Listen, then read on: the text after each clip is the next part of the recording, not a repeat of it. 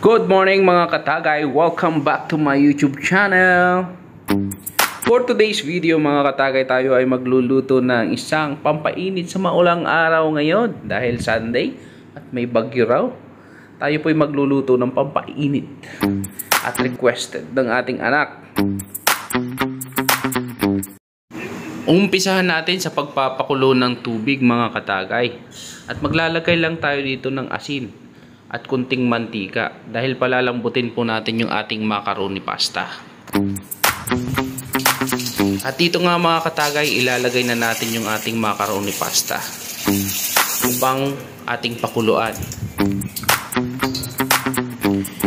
Hindi po natin masyado itong lalambutin dahil palalambutin pa natin to habang kasama yung ating mga sahog. Halo-haloin lang natin itong mga katagay para hindi dumikit sa ating kawali. Inumpisahan ko na rin paghiwa-hiwalayin yung ating chicken breast na parang pang pastil lamang. Ito po yung ating gagamiting pang sahog sa ating sopas. Kasama na rin po yung buto para pang dagdag sa lasa ng ating sabaw.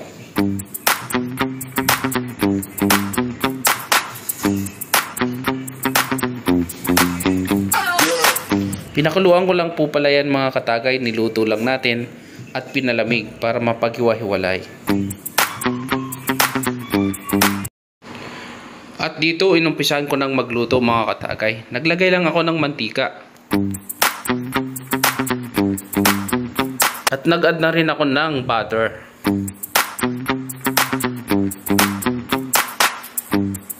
Maglagay po tayo ng mantika muna at saka ilagay natin yung butter para hindi po direct na masunog agad yung ating butter.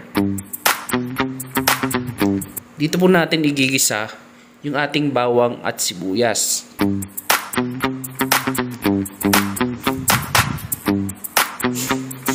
At una ko ngang inilagay yung ating sibuyas mga katagay.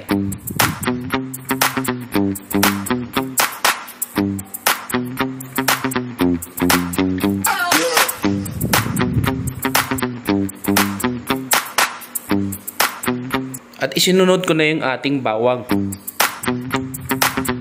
Hindi ko na nga pala yan pababrownin yung ating bawang. Kasi once na sunog po yung ating bawang, is papait po yung ating sabaw.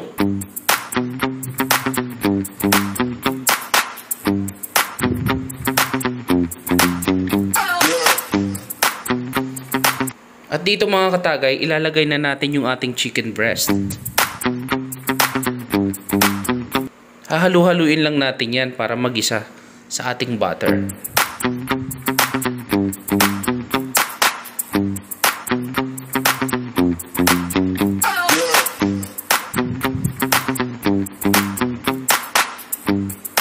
At isusunod na natin yung ating hotdog mga katagay. Halo-halo lang, halo-halo.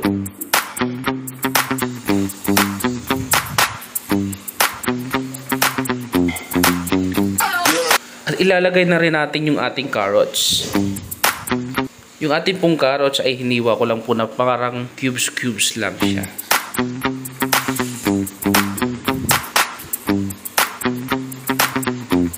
And then inilagay ko na nga pala yung ating sabaw. Ito po yung pinagpakuluan ng ating chicken. Malinis po siya. And then mag-a-add po tayo ng water.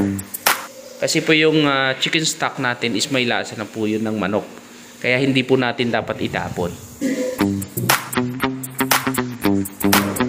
Nag-add na rin ako ng asin. At naglagay na rin ako ng ating chicken cubes.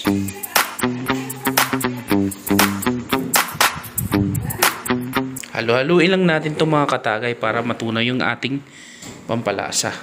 At dito nga inilagay na natin yung ating macaroni pasta.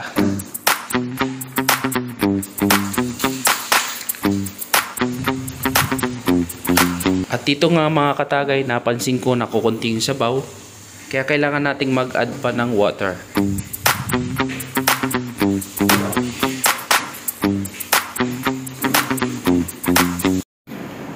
Mag-a-add na rin pala ako mga katagay ng ating paminta powder.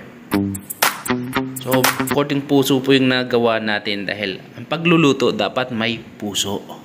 May pagmamahal para masarap. And then halu-haluin lang natin mga katagay.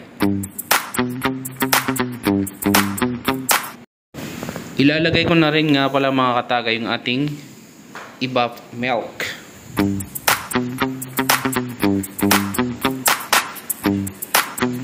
Ang sukat po niyan mga katagay ay hindi ko natanda. Kaya tansya-tansya na lang yan.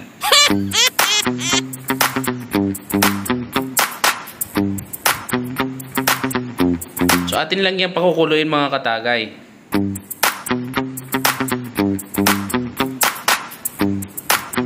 At dito nga tiningnan ko yung ating pasta kung malambot na at okay na mga katagay. Ilalagay na natin yung panghuli nating sahog, yung ating repolyo.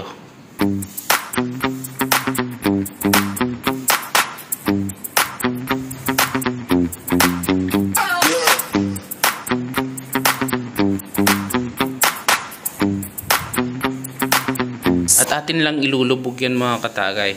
Huwag nating masyadong halu-haluin para hindi po madurog yung ating pasta. Yung ating macaroni pasta.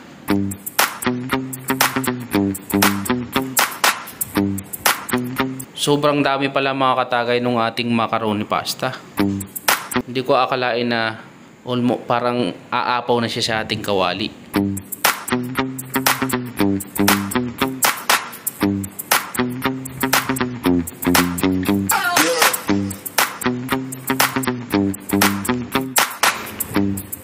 First time ko nga palang niluto to mga katagay at first time kong makapagluto ng sopas. So palagay ko naman nakuha ko naman yung tamang lasa, tamang timpla at tamang pagmamahal. So dito nga mga katagay, tingnan nyo naman, sobrang dami nung ating nalutong nalutong sopas, no?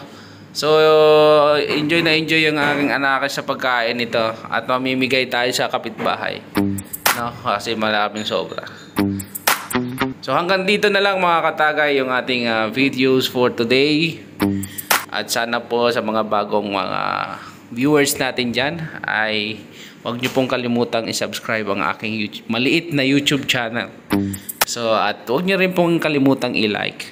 Kung hindi naman po abala sa inyo, paki-subscribe, paki-like, and pa-share na rin po ng ating videos. So hanggang dito na lang mga katagay. Enjoy watching. And then kain na. Bye-bye.